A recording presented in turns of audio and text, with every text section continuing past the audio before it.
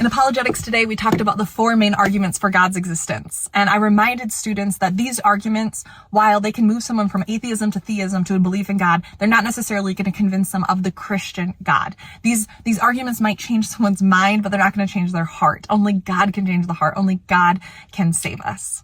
And so let's get into it. The four main arguments for the existence of God are, number one, the teleological argument. This is an argument from design. It's saying that every good design has a designer.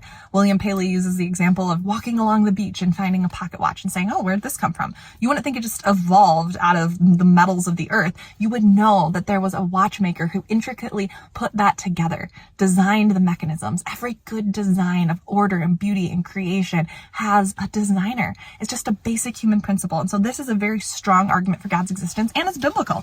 Romans 1:20 tells us that for since the creation of the world, God's invisible qualities, his eternal power and divine nature have been clearly seen, being understood from what has been made. The biggest advocates for this are all the way back from the ancient Greeks to William Paley's clockwork argument.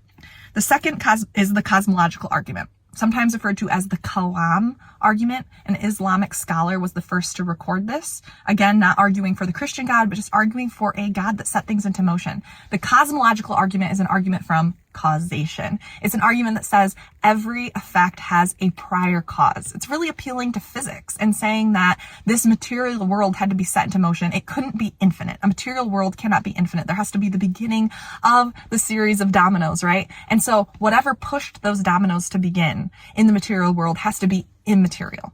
It has to be immaterial in order to be infinite. Therefore, you are describing a God. That's the cosmological argument. And it also coincides with scripture. Colossians 1:16 tells us that all things were created through him and for him. Everything that exists in this material universe was created by God. He was that first cause, or the first mover, as Plato refers to it. The third is the axiological argument. And this is my favorite. It is an argument from morality. The biggest advocate for this is C.S. Lewis. C.S. Lewis said that we have written on our hearts this law of human nature. And sure, people will say that laws change from societies to society. And yet we all have this innate sense of right and wrong. While the particulars may differ, we all agree that you can't just go out and murder whoever you want. And we all get upset when someone cuts us in line or takes our seat. We quarrel, we fight. Why? Because we think there's a right and a wrong. We wouldn't fight if there was nothing to fight for. This very idea that there's a way things are supposed to be says there is a sposer. There's someone who says things are supposed to be a certain way, a transcendent lawmaker, if you will.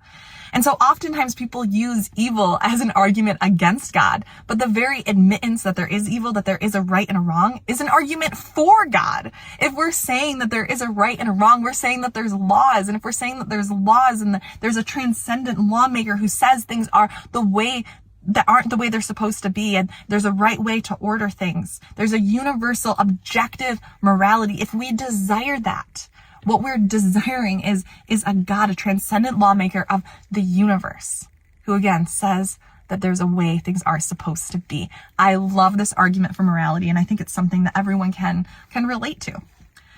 Then there's the ontological argument. And this one gets a little trippy, a little confusing, but hear me out. Close your eyes and think of a unicorn. It's pink and it's sparkly. Now open your eyes. I just gave you a unicorn. You're like, no, you didn't. You just gave me the idea of a unicorn. Well, wouldn't it have been so much better if I actually gave you a unicorn? Wouldn't that have been greater? Well, yeah, you would admit that having actual $10 is better than thinking of $10, right? Well, hear this out. Anselm, a medieval scholar and philosopher and theologian, he said that our definition for God is that than which nothing greater can be conceived. So if you think about God in your mind, he's the greatest possible thing you can possibly think of, right? That's God. That's the definition of God. And yet, what is greater than existing in your mind? Existing in reality. And so Anselm says, God is the greatest possible being, and in order to be greatest, one must exist. Now, there have been a lot of arguments against this, where people say, well, yeah, just because I think of a lost island doesn't mean that it exists. Well, a lost island isn't the greatest possible thing. It doesn't have to be the greatest possible thing.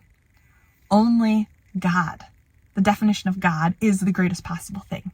And existence is a requirement, right?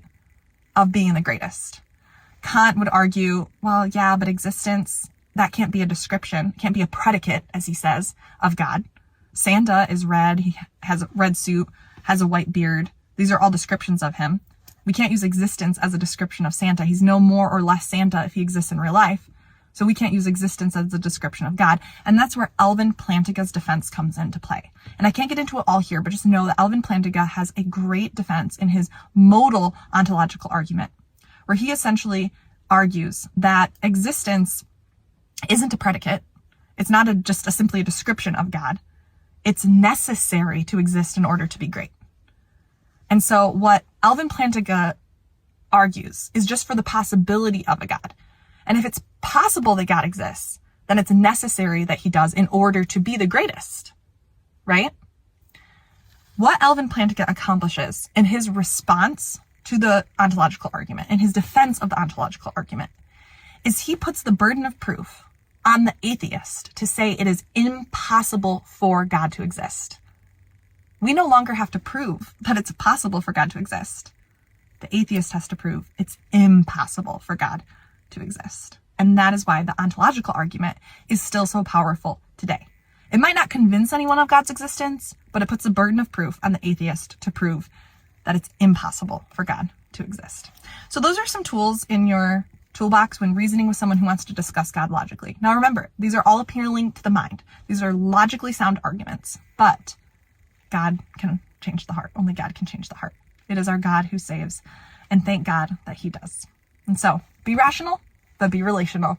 And with that, class is dismissed.